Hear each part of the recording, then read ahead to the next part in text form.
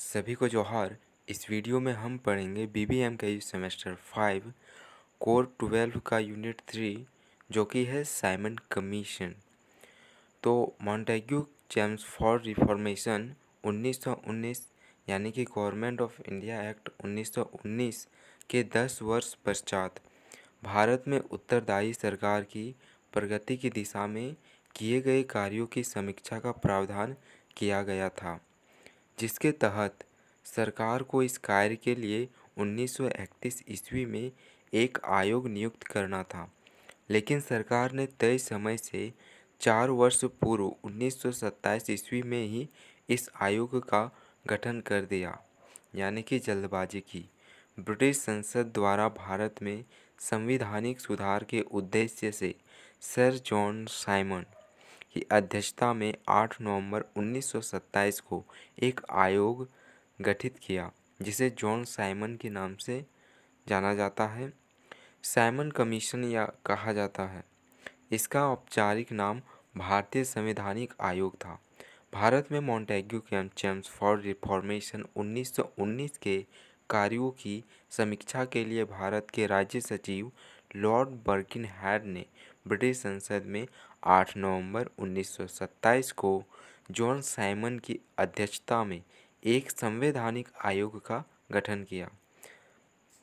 इस आयोग में कुल 7 सदस्य थे और ये सभी 7 सदस्य अंग्रेज थे, जिसमें पहले थे जॉन साइमन और दूसरे हैं क्लेमेंट एटली, तीसरे हैं हैरी लेवी, चौथे हैं वर्नन हॉटसॉम, पांचवे हैं सर एडवर्ड सेसिल जॉर्ज कॉडसन, बड़ा लंबा नाम है, पांचवे हैं जॉर्ज रिचर्ड लैन एंड छठे हैं जॉर्ज रिचर्ड लैन एंड सातवें हैं डोनाल्ड स्टर्लिन पामर हावर्ड। और ये किस संसद और किस क्षेत्र से थे ये भी है, पर इतना डिटेल्स में हम नहीं जाएंगे, नहीं तो फिर जो है सो आंसर बहुत ज़्यादा कॉम्प्लिकेटेड हो जाएगा जो हम याद नहीं रख पाएंगे। तो बस नाम याद रखना है, जो कि इतने में मार्क्स मिल जाएगा। इसके सभी सदस्य अंग्रेज होने के कारण कांग्रेस ने इसे श्वेत कमीशन कहकर इसका विरोध किया, यानी कि सारे अंग्रेज थे, गोरे थे, इस कारण इसे श्वेत कमीशन भी कहा गया। इलाहाबाद में कांग्रेस ने 11 दिसंबर 1927 को एक सर्वदलीय सम्मेलन बुलाया था, जिसमें साइमन कमीशन के बहिष्कार का निर्णय लिया गया था। कांग्रेस के अलावा लिबरल फेडरेशन, मुस्लिम लीग, हिंदू महासभा, किसान मजदूर पार्टी, फिक्की इत्यादि ने भी साइमन कमीशन का बहिष्कार किया था। तो लिबरेशन फेडरेशन का गठन तेज बहादुर सप्रू के द्वारा किया गया था। मद्रास की जड़िल पार्टी, पंजाब की यूनियन पार्टी, भीमराव अंबेडकर के नेतृत्व में कुछ हरिजन संगठनों ने, ऑल इंडिया अछूत फेडरेशन ने और मोहम्मद शफी के नेतृत्व में मुस्लिम लीग के एक गुट ने साइमन कमीशन के गठन का समर्थन किया था। लखनऊ के कुछ तालुकदारों ने आयोग के सदस्यों का समर्थन किया था। इसके अलावा सेंट्रल सिख संघ ने भी साइमन कमीशन का विरोध नहीं किया था। वाह। उसके बाद आगे हैं साइमन कमीशन भारत में प्रतिक्रिया। तो साइमन कमीशन का भारत में क्या प्रतिक्रिया था। साइमन कमीशन 3 फरवरी 1928 को भारत में बम्बई पहुंचा था। उसके बम्बई पहुंचने पर लोगों द्वारा उसे काले झंडे दिखाए गए थे।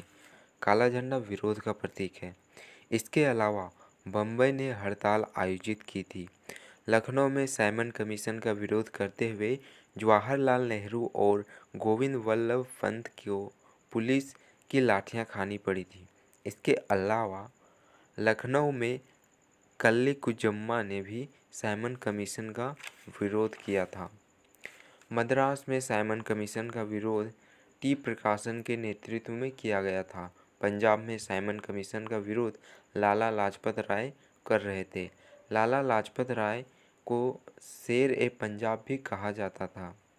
लाहौर में लाला लाजपत राय द्वारा 31 अक्टूबर 1928 को साइमन कमीशन का विरोध किया जा रहा था और इस दौरान उन पर पुलिस ने लाठियों से वार कर दिया था, जिसके कारण मतलब उस दौरान उसके सिर पर चोट लगने के कारण वे घायल हो गए थे और कुछ दिन बाद उनकी मृत्यु हो गई थी।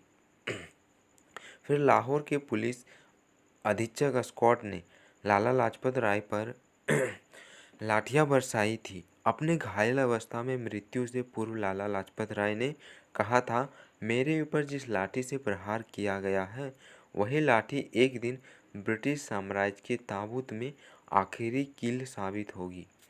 लाला लाजपत राय की मृत्यु पर मोतीलाल नेहरू ने श्रद्धांजलि देते हुए उन्हें prince among peace makes prince among peace makers यानी कि कहकर पुकारा था। प्रिंस एमोंग पीस मेकर्स यानी कि वैसा राजकुमार जिन्होंने शांति बनाया। मोहम्मद अली जिन्ना ने कहा था कि इस समय लाला लाजपत राय की मृत्यु भारत के लिए बड़ा दुर्भाग्य है। फिर महात्मा गांधी कहते हैं कि भारतीय सौर मंडल का एक सितारा डूब गया। लाला जी की मृत्यु ने एक बहुत बड़ा शून्य उत्पन्न कर दिया है जिसे भरना अत्यंत कठिन है। वे एक देशभक्त की तरह मरे हैं और अभी भी नहीं मानता हूँ कि उनकी मृत्यु हो चुकी है, वे अभी भी जिंदा है, ऐसा महात्मा गांधी ने कहा था। फिर जॉन साइमन ने कहा था कि एक उत्साही सामाजिक कार्यकर्ता और एक मुख्य राजनीतिक कार्यकर्ता का अवसान हो गया।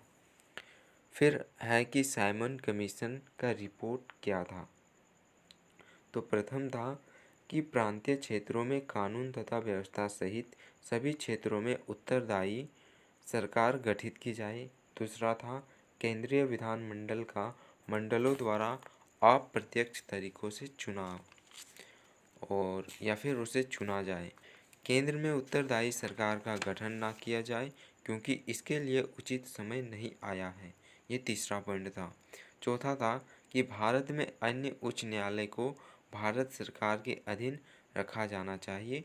पांचवा है वर्मा को भारत से अलग कर देना चाहिए तथा उड़ीसा को नए प्रांतों के रूप में स्थापित किया जाना चाहिए।